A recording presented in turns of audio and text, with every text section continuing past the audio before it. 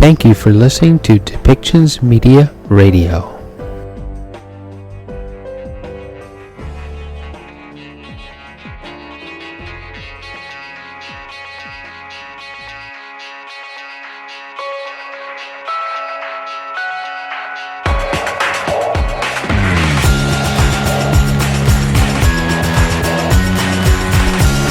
Welcome to Policy and Rights, the show about government policy and human rights.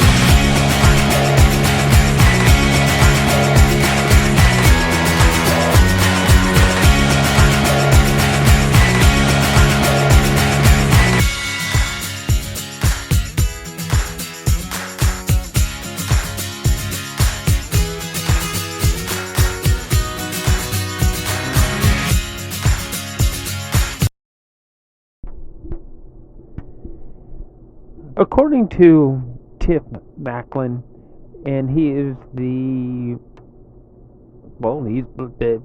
the end-all be-all of the Bank of Canada. Hey, he should be the number one expert on our economy. And he is saying that there are a lot of reasons and symptoms to the reason why inflation is out of control, and that the government needs to do something about it, and we as people need to work towards doing something about it. That he's saying when inflation gets out of control, things start to happen, even though there are proposed lots of jobs out there, but employers have a shortage of employees to get the job done. That the supply and demand of things is out of whack, and we need to work to get it back under control. He's going to give a lot of explanations onto the labor market and how things are actually happening, especially when we consider baby boomers versus up and coming generations. Personally, I fall 2 years short of actually being a baby boomer, and that particular generation is way smaller than the baby boomer generation, and the effects of trying to keep up with the labor shortages to support the baby boomers is troublesome.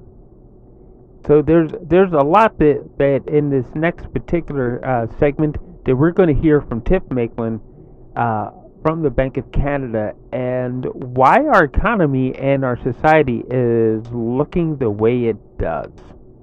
So why don't we give a listen to his talk, and he's also going to give a short interview. Okay, so let's go ahead and listen to today's segment of Policy and Rights.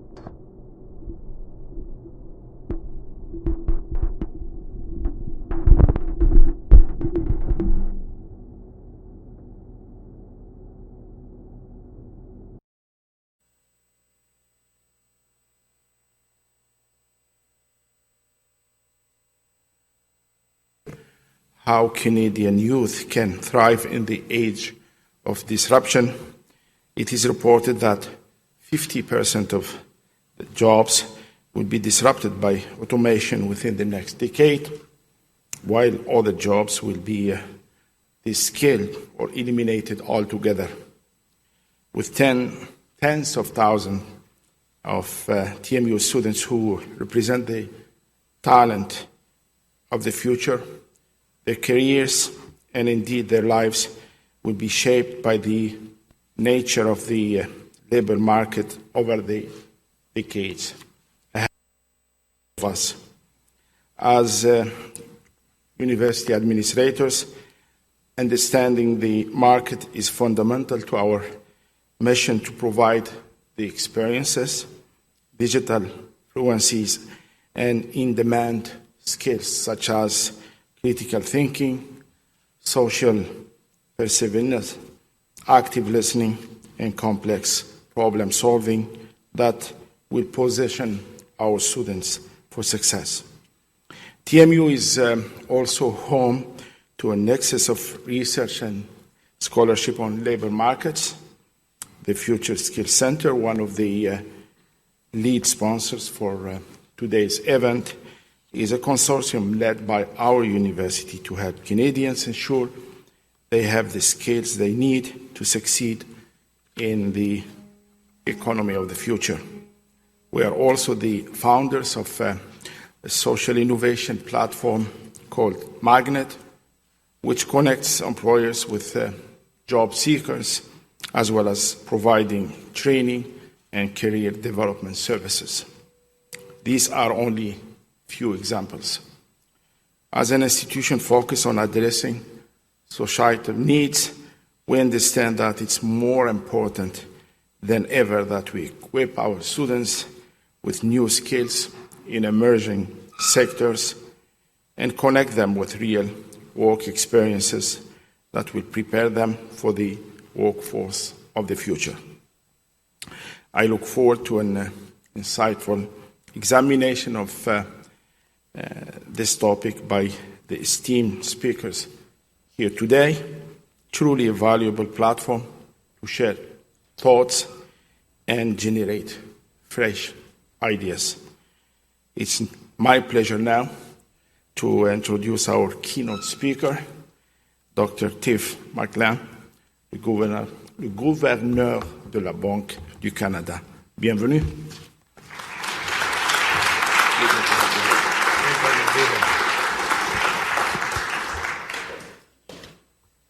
Well, thank you very much for that introduction, and let me say what a pleasure it is to be here. And Grandmother Dorothy, thank you for your opening. It was full of wisdom. We do have some difficult decisions to take, and we are trying to do them in the best way possible. So thank you. It is wonderful to be back here in Toronto to discuss an issue that matters to everyone. That is the Canadian labor market. And I'm particularly pleased to be back in a university setting, on a university campus, to explore the future of workers and jobs. I want to thank the Public Policy Forum for inviting me to engage with students, with researchers, with thought leaders on this important topic. My governing council colleagues and I meet with stakeholders of all kinds, with business people, with community groups, with unions, with students. And everywhere we go, we get many of the same questions. First, people ask about inflation and interest rates, and controlling inflation is our top priority, and I'm certainly going to talk about that today. Everyone also wants to know about jobs and about the labor market. And there are three questions that regularly come up. Why can't businesses find enough workers? Are we going into a recession? And does that mean a big rise in unemployment? And what is the Bank of Canada's role in supporting maximum sustainable employment? So today I want to address these questions, and I'm going to tackle them in three parts. First, I want to outline how inflation and the labor market are linked. I'll explain that returning to low, stable inflation is the best way to achieve maximum sustainable employment. Our mandate is explicit about that. Second, I want to highlight how the Canadian labor market was hit by COVID-19, how it recovered, and what we expect in the coming months. And finally, I want to discuss structural changes in the labor market, such as the aging of the population, that we'd be grappling with even if we hadn't had a pandemic. I'm going to discuss what we'll be watching and what Canadian governments and businesses can do to help grow the supply of labor. Since the bank was founded, its mandate has been to promote the economic and financial welfare of Canada. As we said when we renewed our monetary policy framework last December, the Government of Canada and the Bank of Canada believe that the best contribution monetary policy can make to the well-being of Canadians is to deliver price stability. This is formalized with an inflation target, which is the 2% midpoint of a 1% to 3% inflation control range. The government and the bank also agree that monetary policy should continue to support maximum sustainable employment. We recognize that maximum sustainable employment is not directly measurable and is determined largely by non-monetary factors that can change through time. This really reflects the reality that maximum sustainable employment is more of a concept than a number. In practice, knowing that we've reached it is difficult because we have to infer where it is, and labor market indicators give us clear signals only when we are well above or below it. Finally, well-anchored inflation expectations are critical to both price stability and maximum sustainable employment. That's why the government and the bank agree that the primary objective of monetary policy is to maintain low, stable inflation over time. What I want to stress here is that maximum sustainable employment and inflation close to the 2% target go hand in hand. If employment is well below its maximum sustainable level, the economy is missing jobs, it's missing incomes, and spending will be below the economy's productive capacity. This puts downward pressure on inflation, pushing it below the target. That's what happened early in the pandemic. If the economy is operating above maximum sustainable employment, businesses won't be able to find enough workers. That's going to put upward pressure on prices, and that's going to push inflation above our target. That's where we are today. At almost 7%, inflation is well above the 2% target. Inflation in Canada partly reflects global factors, things like sharply higher prices for many commodities and internationally traded goods. But much of the inflation we're experiencing today reflects domestic factors, namely excess demand in the Canadian economy. Our economy is overheated. Job vacancies are elevated and businesses are reporting widespread labor shortages. Over the last 6 months, wage growth has increased and broadened across the economy. The unemployment rate in June hit a record low, and while that seems like a good thing, it's not sustainable. The tightness of the labor market is a symptom of the general imbalance between demand and supply, and that is fueling inflation, which is hurting all Canadians. Depuis mars, la Banque relève le taux directeur pour aider à ramener l'inflation à la cible. Les taux d'intérêt plus élevés vont ralentir les dépenses et la demande de main-d'œuvre. Avec le temps, ça va alléger les pressions inflationnistes intérieures. On essaie de mettre en balance les risques liés à un resserrement trop faible ou trop fort de la politique monétaire. Si on n'augmente pas assez les taux d'intérêt, les Canadiens et les Canadiennes vont continuer à subir les effets de l'inflation élevée. Et celle-ci va s'enraciner. Il faudra alors des taux d'intérêt beaucoup plus élevés et un ralentissement beaucoup plus prononcé de l'économie pour restaurer la stabilité des prix. Si on augmente trop les taux d'intérêt, l'économie va ralentir plus qu'il faut. Le chômage va beaucoup monter et l'inflation va tomber sous la cible. Ce n'est pas facile de trouver le juste équilibre. Since March, we've been raising our policy interest rate to help bring inflation back to our target. Higher interest rates will work to slow spending and labor demand in the economy, and over time will relieve domestic inflationary pressures. We're trying to balance the risks of over and under tightening monetary policy. If we don't raise interest rates enough, Canadians will continue to endure high inflation, and high inflation will become entrenched. That will require much higher interest rates and a sharper slowing of the economy to restore price stability. If we raise interest rates too much, the economy will slow more than it needs to, unemployment will rise considerably, and inflation will undershoot our target. Getting the balance right is no easy task. And I want to explain what we'll be watching in the labor market as we make monetary policy decisions in the months ahead. That starts with a look at the upheaval of the pandemic and what Canadian workers have been through over the last 2.5 years. The recent history of the labor market can be broken down into 3 distinct phases: the pandemic-related economic shutdowns, the recovery that came with reopening, and the current environment of excess demand. So let me address these each in turn. The COVID-19 pandemic caused the biggest global downturn since the Great Depression. Much of the economy was shut down to contain the spread of the virus, and millions of people lost their jobs. In Canada, we plunged into the deepest recession on record and the effects were devastating. Roughly 3 million people who were employed before the pandemic were out of work by April 2020. And another 2.5 million were working less than half their usual hours. The shock hit workplaces from coast to coast to coast. But it hit very unequally. Work that required close contact with people, mainly in the service sector, was shut down. That disproportionately affected youth, women, and low-wage workers. The closure of schools and daycares hit women with young children harder, and they experienced a greater decline in hours worked. Never before has so much of the economy been shut down so suddenly and for so long. We were very concerned that it would result in scarring. In other words, we were worried that the damage to the incomes and careers of a whole segment of the population, particularly women, youth, and immigrants, would be permanent. That brings me to the second phase of the recovery, the fastest recovery ever. Do you remember the first year of the pandemic? We couldn't travel abroad or even much in Canada, so we stayed home.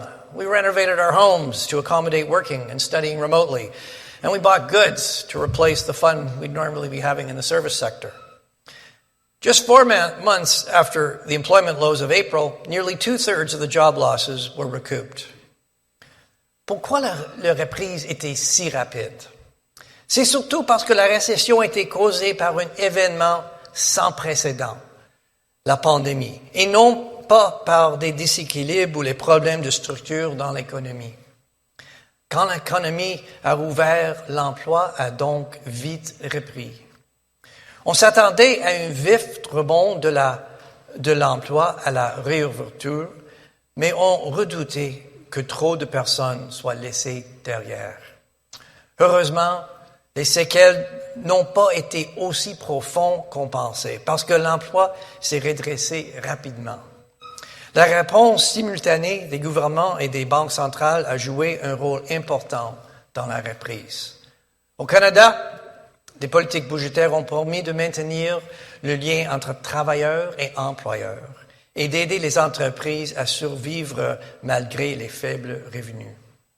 La détérioration du marché du travail a donc été limitée. Les mesures de politique monétaire ont complété les politiques budgétaires. On a baissé le taux directeur et introduit l'assouplissement quantitatif pour réduire les coûts d'emprunt. Ça a stimulé les dépenses et contribué à remettre l'emploi sur la bonne voie. The reopening of schools and daycares helped too. As schools returned to in-class teaching, mothers went back to work. This reduced the uneven impact of the pandemic, but it didn't eliminate it. As the vaccination rate increased in the economy, and the economy reopened, those employed in the goods-producing industries returned to work sooner than those engaged in hard-to-distance sector. But overall, the rapid pace of recovery we experienced is unheard of, far faster than past recessions. That brings me to 2022 and our current labor market. We are in excess demand, where the economy's need for labor is outpacing its ability to supply it. At the end of last year, it was not obvious that the labor market would rapidly overheat in 2022. You'll remember the Omicron variant was spreading, and COVID-19 case numbers were once again rising. But looking through the volatility in the labor market caused by waves of the pandemic, we can now see a clear trend of an increasingly tight labor market in 2022. Employment growth remained strong, reports of labor shortages increased, and wage growth picked up. To meet rising demand, employers reached more deeply into the labor market, and they found some new workers. Hiring of immigrants, especially recent immigrants, increased, easing prime-age employment gaps relative to Canadian-born workers. Pandemic innovation and strong labor demand also brought more flexibility to some jobs, due partly to digitalization accelerated by the pandemic. We began raising our policy interest rate in March to cool this overheated economy, but the momentum in the labor market held. Employment gains continued and labor shortages intensified through the spring. The unemployment rate reached a record low of 4.9% in June. Job vacancies exceeded 1 million in the second quarter, a new record. Rising vacancies with low unemployment were clear signs that the economy was out of balance, with demand running ahead of supply. In recent months, we've seen initial signs of these exceptionally tight labor markets starting to ease. Since the spring, employment has leveled off, and the unemployment has crept up a little to 5.2%. Wage growth has risen, but it looks to be plateauing. Job vacancies have started to decline, and their softening has been more evident in sectors that are more sensitive to interest rates, like manufacturing and construction. As we look ahead, there are two elements to achieving a better balanced labor market: demand and supply. Demand for labor needs to moderate so supply can catch up. And the more labor supply grows over time, the less slowing is needed in labor demand to restore and maintain price stability. The first part, slowing demand, is what we influence with interest rate increases. Generally, low unemployment and high demand for workers benefits the Canadian economy. Good jobs are the best way to reduce inequality and ensure that Canadians have the incomes they need to meet the needs of their families. But right now, we need the economy to slow down. With more modest spending growth, the demand for labor by businesses will ease. Vacancies will decline, and the labor market will come into better balance. This will relieve price pressures. Increasingly, we hear concerns that Europe, the United States, and even Canada are heading for a recession. As we said in our October monetary policy report, we expect growth in Canada to stall in the next few quarters. In other words, we expect growth to be close to zero. That means that 2 or 3 quarters of slightly negative growth is just as likely as 2 or 3 quarters of slightly positive growth. Now, that's not a severe recession, but it is a significant slowing in the economy. Slower growth will likely lead to higher unemployment. We know that job losses have a human cost. But because the labor market is so hot and we have an exceptionally high number of vacant jobs, there is scope to cool the labor market without causing the kind of large surge in unemployment that we have typically experienced in recessions. As we use higher interest rates to cool inflation, we'll be watching very closely for signs that the economy and the labor market are responding. And one way to explore the needed adjustment in our labor market is through the lens of what economists call the Beveridge curve. This curve depicts the typically inverse relationship between job vacancies and unemployment. As job vacancies decline, unemployment usually goes up. But by how much? That depends on where the labor market is along the curve. Generally speaking, when job vacancies are high, as they are now, a decline in vacancies does not lead to as big an increase in the unemployment rate as it does when vacancies are low to begin with. Analysis of Canada's Beveridge curve by Bank of Canada economists suggests that the unemployment rate would rise somewhat if the job vacancy rate returns to more normal levels. But it would not be high unemployment by historical standards.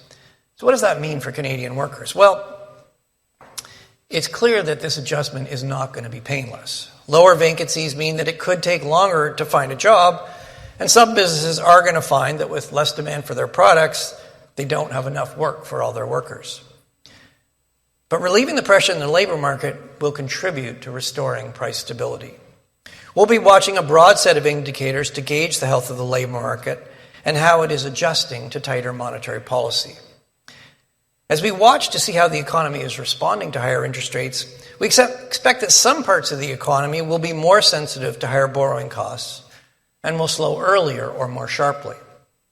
The response will be somewhat uneven.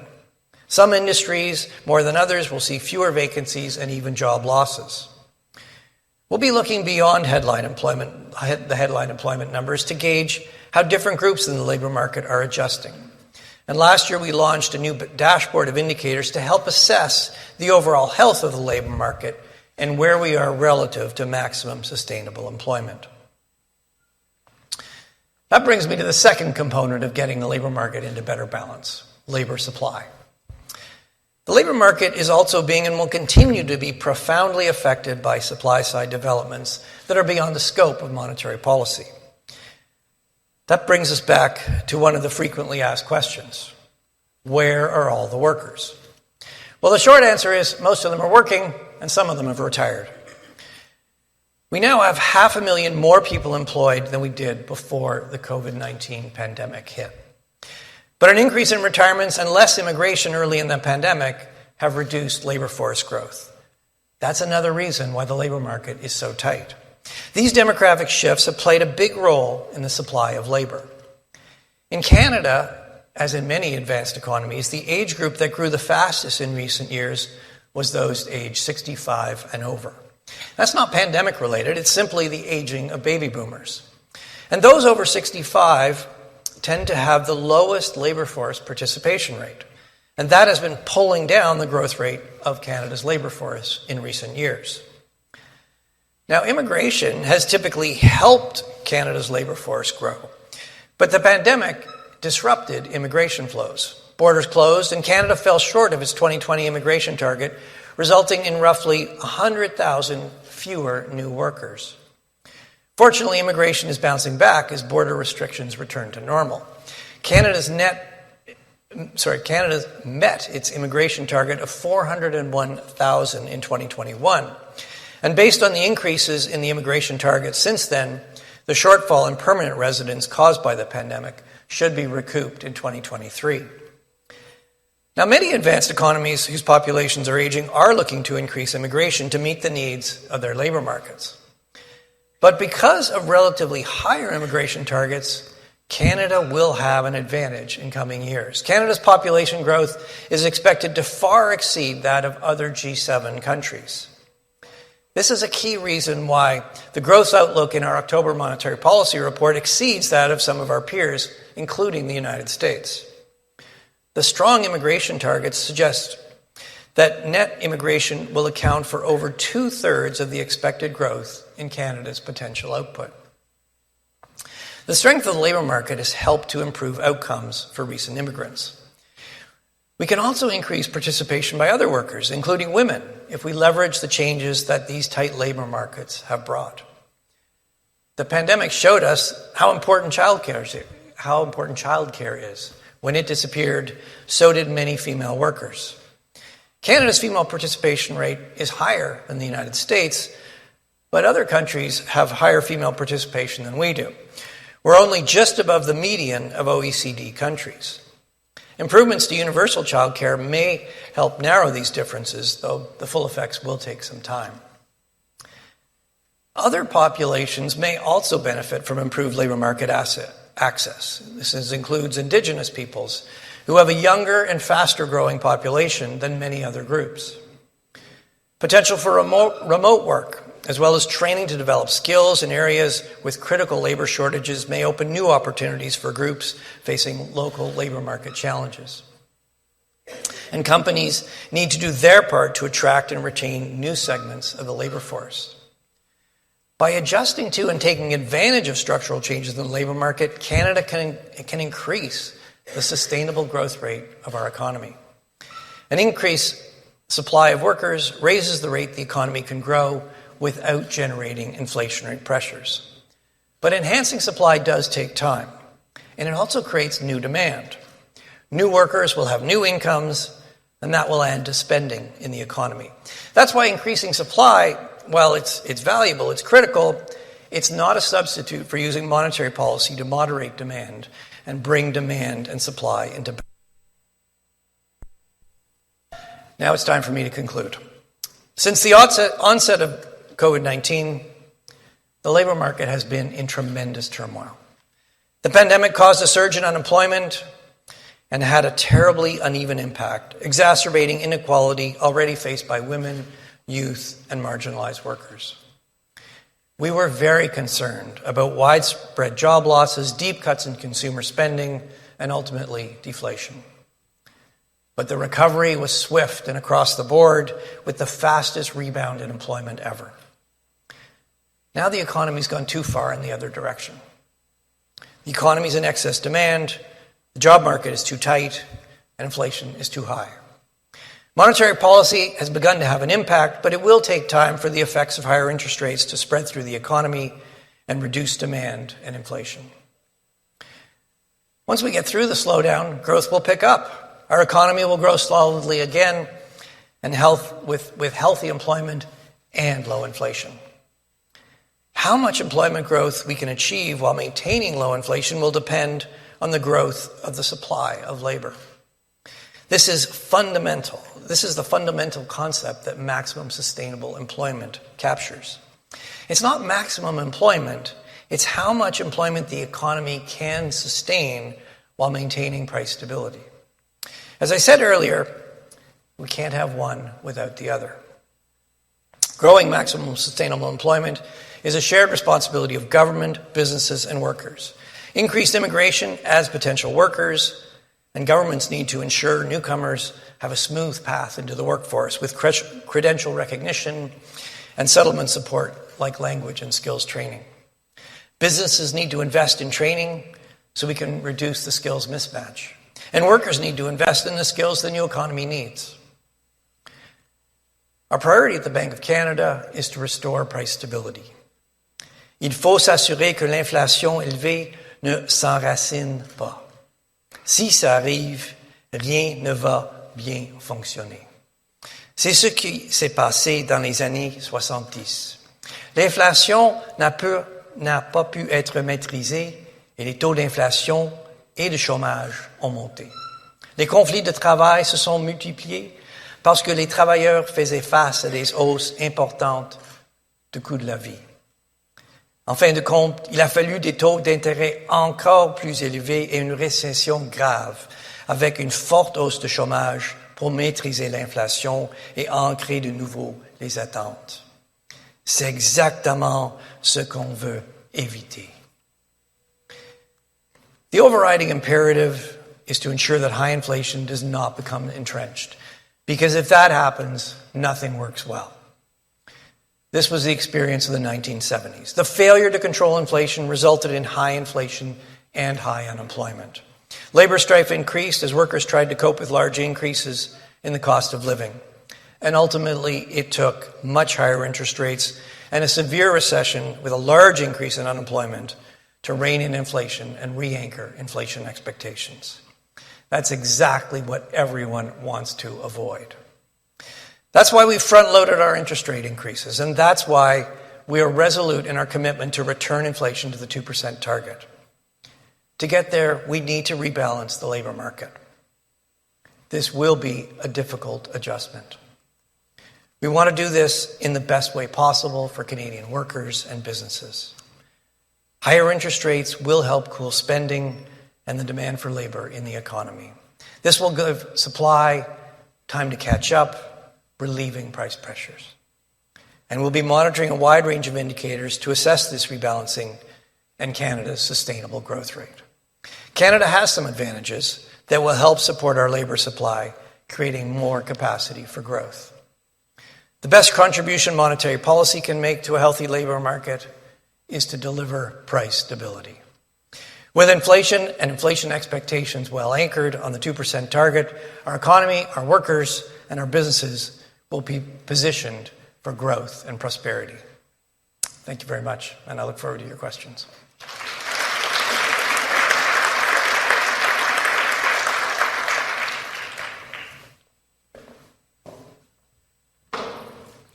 Thank you, Governor Macklem.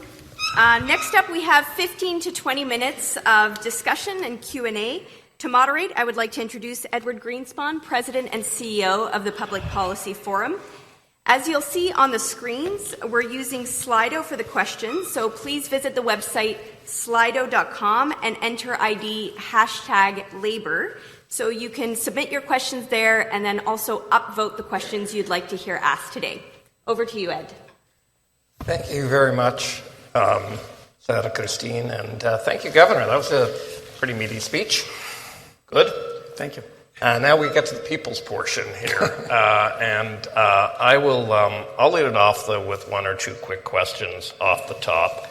I think a lot of people were very curious last week when the jobs numbers came out that we had 108,000 jobs created while you're trying to slow the economy.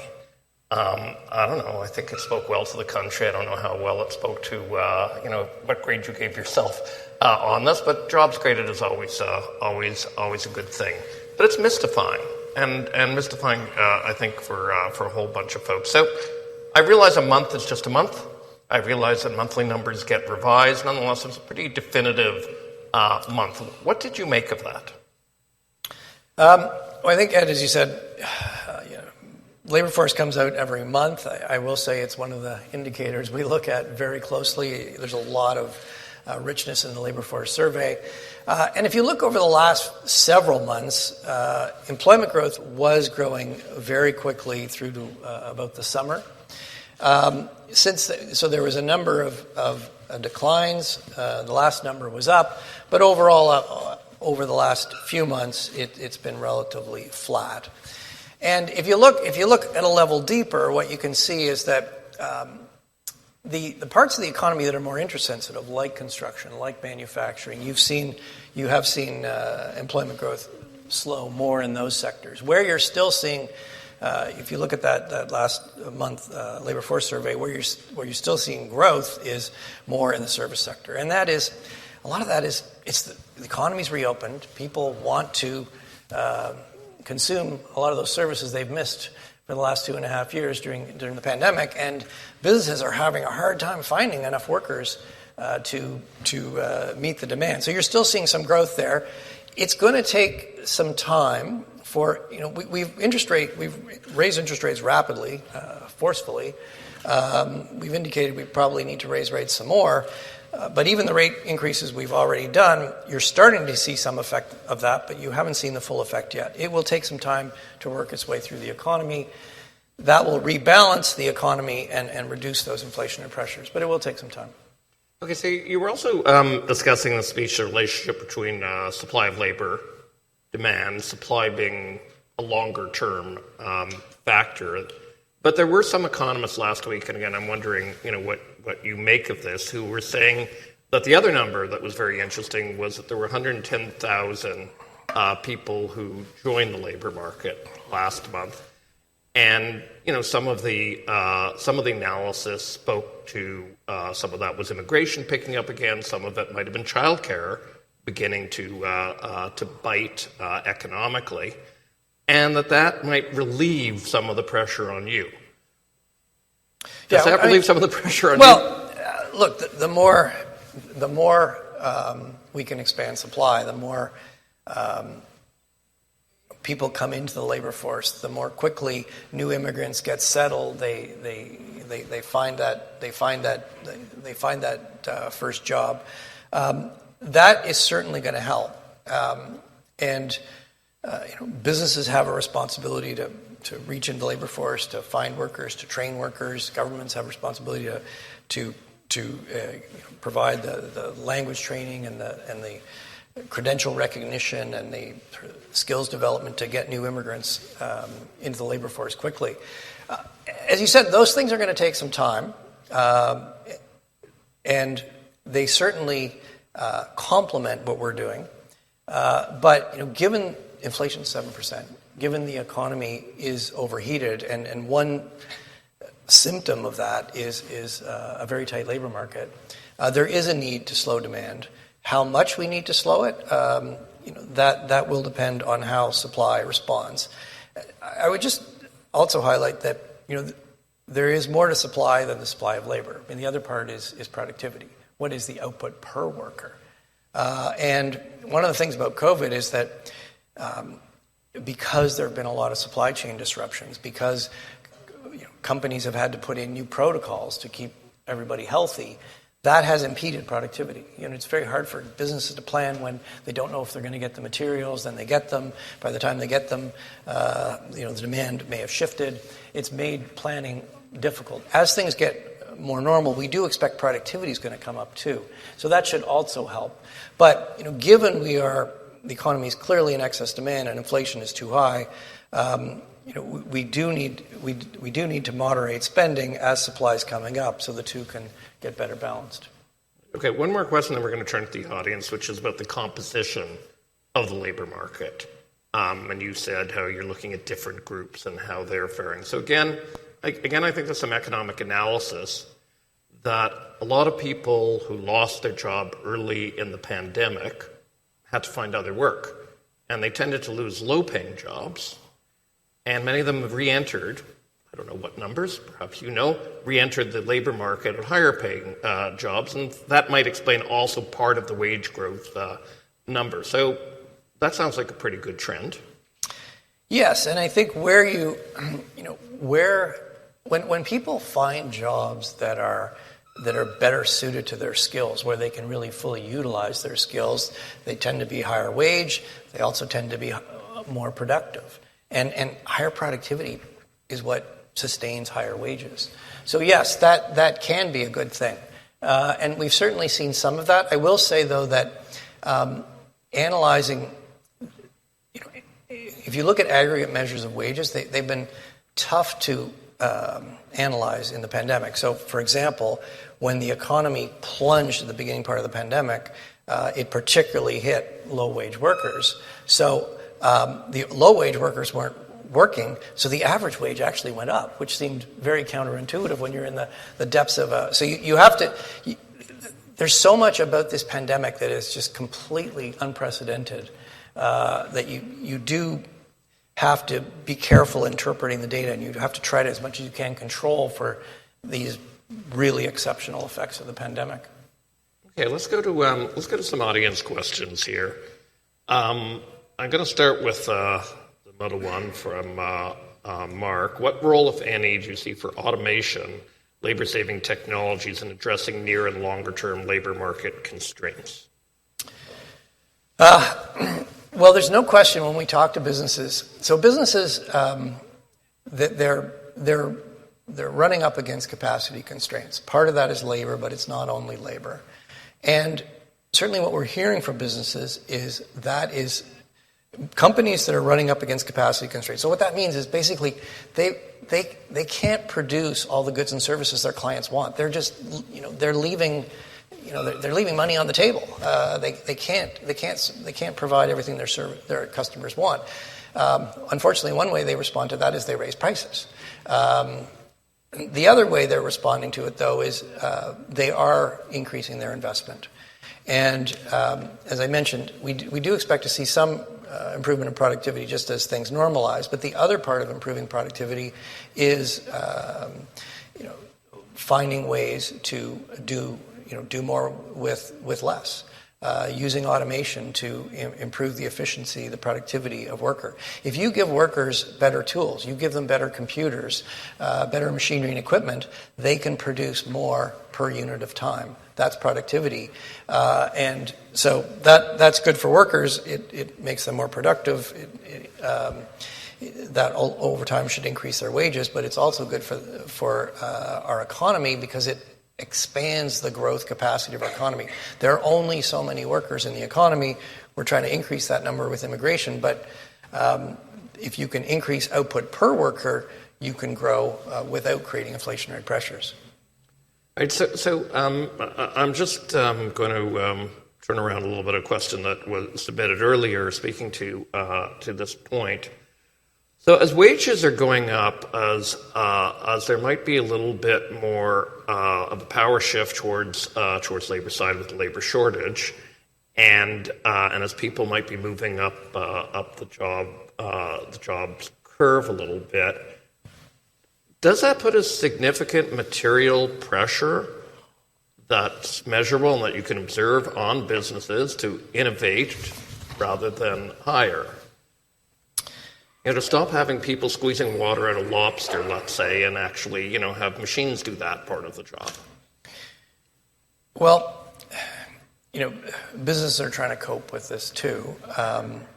So we've seen a few things. One of the things we've seen is that because the economy is overheated and companies can't meet all the demands of their clients, they're raising prices, and they're actually passing through increases in their input costs faster to their final prices than they have historically. And the other part of that is once people come to expect higher inflation, there's less competitive forces on companies to worry that they're going to lose customers if they raise their price. And that's the part that we really need to fix. We need to slow the economy down, bring it into balance, and so those competitive forces start working better.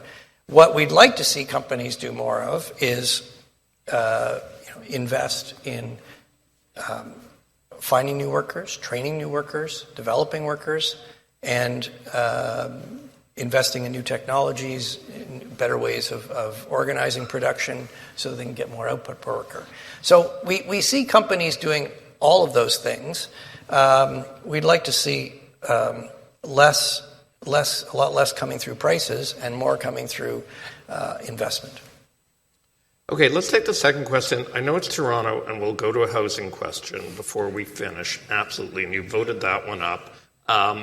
But just staying kind of in the area that we are a bit, but with gender divide issues.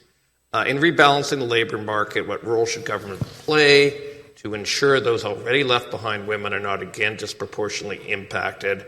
And we can certainly see differentials in labour market participation between men and women, and there's some policies being addressed that. But maybe you could take a shot at that. And indeed, are women, to what extent are women being disproportionately impacted?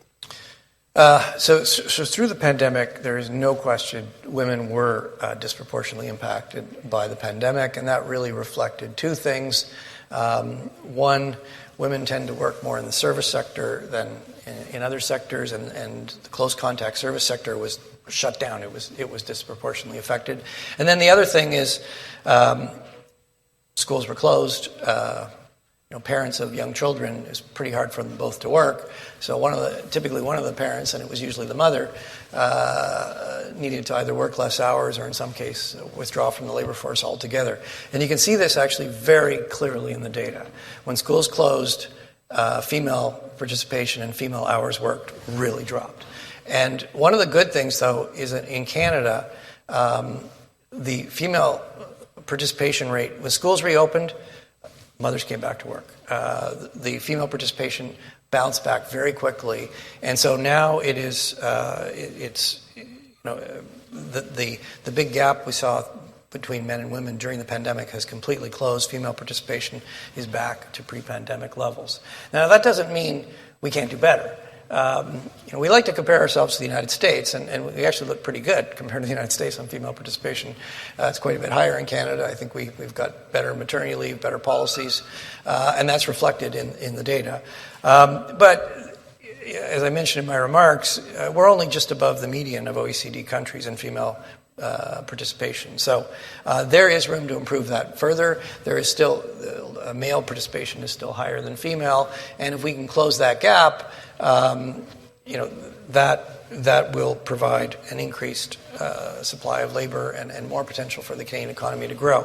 Now, exactly the best way to do that is somewhat beyond monetary policy. The federal government has reached arrangements with provinces to put in place universal childcare. That certainly is one element that will help. And there are some other policies governments can look at. This kind of makes me think about labor market participation. So unemployment is at almost historical lows, certainly in the last couple of generations. But labor force market participation has fallen by about 3 percentage points over the last 20 years, let's say. And what is driving that? This sort of starts before we're getting into the aging population that you were talking about before. What structural factors are we seeing there? Well, the big one is the aging of the population. So the baby boomers are a big part. Well, were a big part of the workforce. They're the people born between.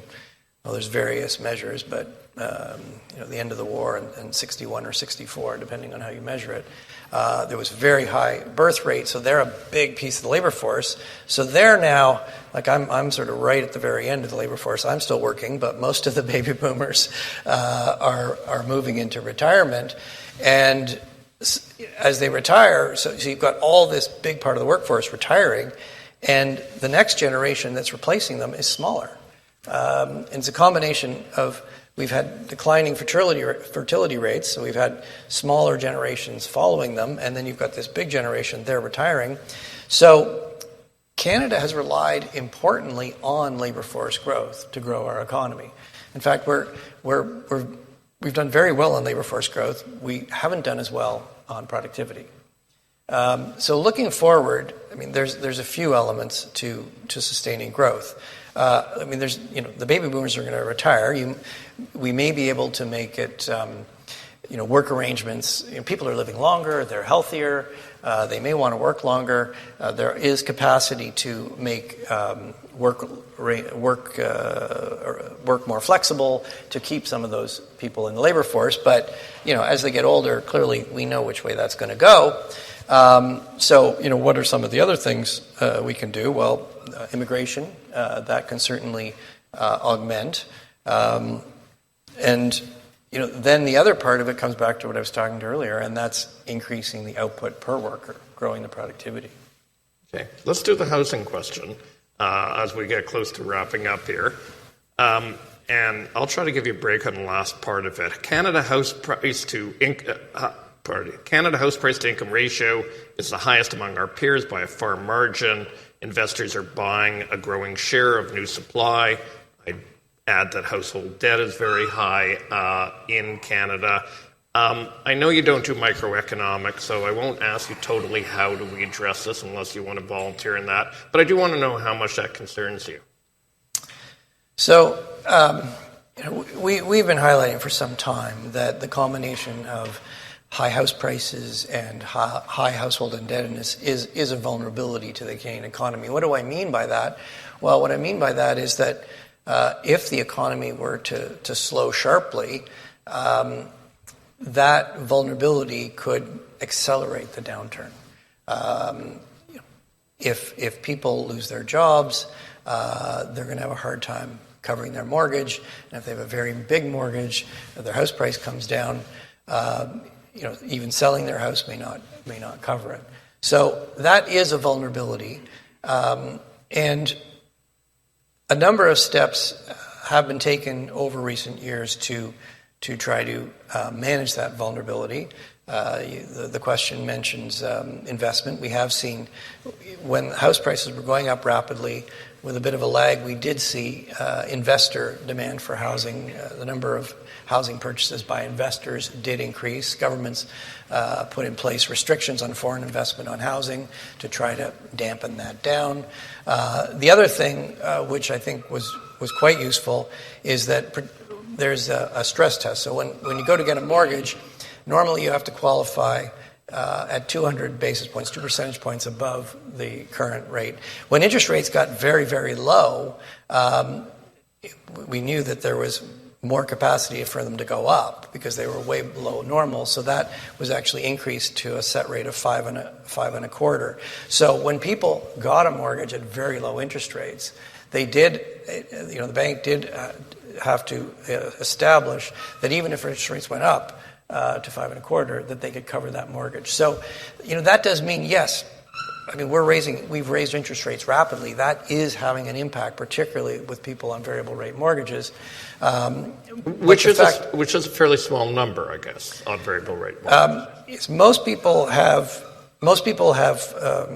fixed rate mortgages, the 5-year being the most common. But it is true that in the last 2 years, through the pandemic, house prices went up 50%. The housing market was unsustainably hot, and more people than usual stretched to get into that market. And one of the ways they did that was they took a variable rate mortgage. As the question mentioned, a lot of them had quite high loan-to-value mortgages with variable rate mortgages. So it is not the biggest part of the market, but it has gotten bigger through the pandemic, and that is a vulnerability. That is a source of concern, and it does mean that this adjustment to higher interest rates is painful for that segment. Okay, Governor, I want to thank you for your insights, generosity of sharing that with us today, and I want to invite up Pedro.